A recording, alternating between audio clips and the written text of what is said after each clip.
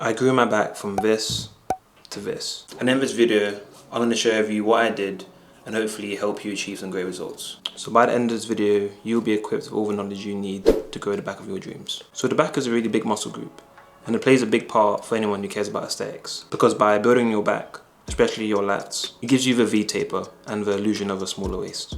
And for me, the lats are probably the most important part of the back. So it's extra important that we're able to actually target it directly. So a great way to ensure that your lats are getting the attention they need is by doing pre-exhaustion exercises. So basically, before every back day, I'll do a couple sets of a lat activation movement, mainly to get the blood pumping and to, build on my mind-muscle connection with my lats. And my personal go-to is a kneeling single-arm lat pull-down.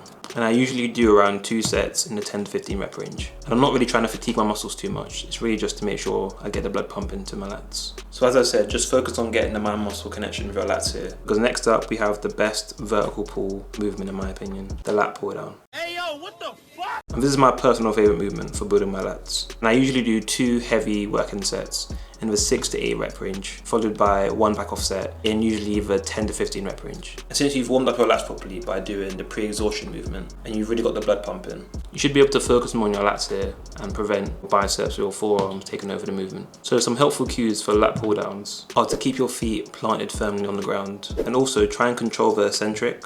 So don't just, use momentum and swing the weight up and down. And if you don't like doing lat pull downs for whatever reason, any variation of pull-ups are good here too.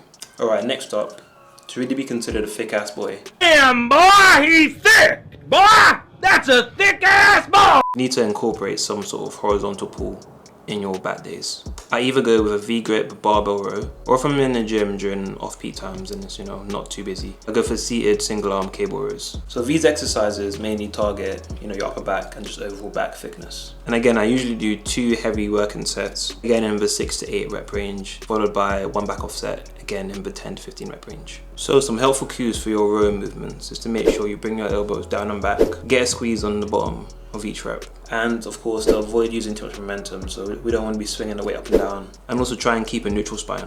For some extra support, if you struggle isolating your back and it always seems like your biceps or forearms take over the movement, I would suggest you invest in some wrist straps. This can help if you're struggling with your grip strength, or if you feel like your biceps or forearms take over your movements. Wrist straps actually help you isolate your back more because instead of having to stop when your forearms or your grip strength fatigues, you're able to really push to failure and actually hit true failure for your back. So the last movement on my usual pull day is a face pull. If you know me, you know that I'm a big fan of face pulls because they offer a really convenient way to target most of your upper back muscles. And usually for face pulls, I do 3 to 4 sets with a 10 to 20 rep range to really burn out my upper back.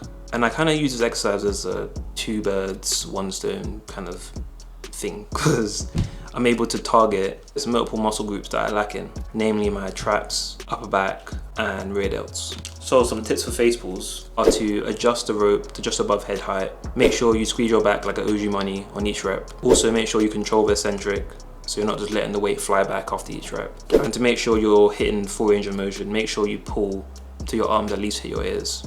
Alright, so those are all the exercises that you need to build a demon back. And here's a little example of a back workout that you're free to try.